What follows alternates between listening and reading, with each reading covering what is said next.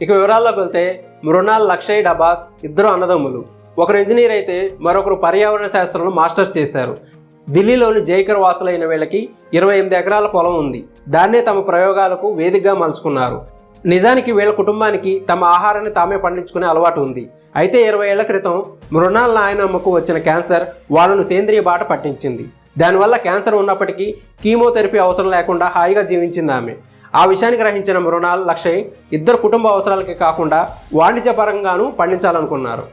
కూరగాయలు, పండ్లతో పాటు తృణ, చిరు, పప్పుధాన్యాలు ఇలా అన్నింటినీ సాగు చేసి ఆర్గానిక్ ఏకర్ పేరుతో అమ్మడం ప్రారంభించారు. సాధారణంగా రైతులు కూరగాయలైన ధాన్యమైన ఒకేసారి కోతకు వచ్చేలా పంటలు వేస్తారు. దాంతో మార్కెట్లో సరైన ధర లేకపోతే నష్టం వస్తుంది. పైగా ఒకే పంట వేస్తుంటారు. కానీ అన్నదమ్ములు అలా చేయలేదు. ఏ కాలంలో పండే కూరగాయల్ని ఆ కాలంలో వేసేలా ఓ చక్కని ప్రణాళికను సిద్ధం చేసుకున్నారు. పంట వేసేటప్పుడు కూడా బ్యాచ్ల వారీగా 15 రోజుల వ్యవధి ఉండేలా వేస్తారట. దాంతో పంట అంతా ఒకేసారి రాకుండా దశల వారీగా వస్తూ ఉంటుంది. ఇలా ఏడాది పొడవునా రకరకాల పంటలు పండిస్తారు. అదే సమయంలో నేల సారం తగ్గకుండా పంటలు మారుస్తుంటారు. బఠానీ, అలసంద లాంటివి నేలల్లో నైట్రోజన్ విడుదల చేస్తే మొక్కజొన్న దాన్ని ఎక్కువగా గ్రహిస్తుంది. కాబట్టి రెండింటిని ఒకే పొలంలో ఒకదాని తర్వాత ఒకటి వేస్తారన్నమాట.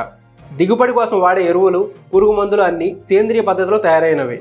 నువ్వులు, గోధుమలు, వరి ఇలా తాము సాగు చేసిన వాటి కోసం పొలంలోనే మిల్లులను ఏర్పాటు చేసుకోవడంతో వాటిని అక్కడే పట్టించి మార్కెట్కి వేస్తుంటారు. దానివల్ల ఆ పొట్టు, తెలగపిండి వంటివి ఆవులకి, గేదెలకి మేతలా ఉపయోగపడుతున్నాయి. అక్కడే తేనెటీగల పెంపకాన్ని చేపట్టారు. కాబట్టి పాలు, నెయ్యి, తేనె వంటివి సేంద్రియ జాబితాలోకి చేరిపోయాయి. దళారులు, షాపులతో పని లేకుండా తమ ఉత్పత్తుల్ని ఆన్లైన్ ద్వారా ఇళ్ళకే పంపిస్తున్నారు. ఆ విధంగా కూసిన 12 గంటల్లోనే ఢిల్లీలోని 5,000 కుటుంబాలకు ఆర్గానిక్ కూరగాయలు చేరుతున్నాయట. అక్కడితో సంతృప్తి చెందలేదు ఈ సోదర ద్వయం. నగర జీవితంలో విసిగిపోయిన వాళ్ళ కోసం ఆగ్రో టూరిజం పేరుతో పొలాల్లోకి ఆహ్వానించి తమ పంటలను చూపించడంతో పాటు వాటిని అక్కడే వండి పెడుతున్నారు. ఈ విధంగా కొనుగోళ్లు పెరుగుతున్నాయి. దాంతోపాటు వర్క్షాపులు నిర్వహిస్తూ సంప్రదాయ రైతులకి తమ వ్యవసాయ పద్ధతులు నేర్పించడంతో ఇప్పటికి 450 రైతులు వీళ్ళ దగ్గర శిక్షణ పొంది ఆర్గానిక్ బాట పట్టారట. వ్యవసాయ విద్యార్థులకి తమ పొలంలో ఇంటర్న్షిప్ చేసుకునే వీలుని కల్పించారు. కొందరు రైతులు సేంద్రియ సాగులో పండించిన పంటను ఎలా అమ్మాలో తెలియక ఇబ్బంది పడుతుంటారు. అలాంటి వాళ్ళకి అమ్ముకునేందుకు సహకరించడం, లేదంటే వాళ్ళ దగ్గర కొని అమ్మడం చేస్తున్నారు.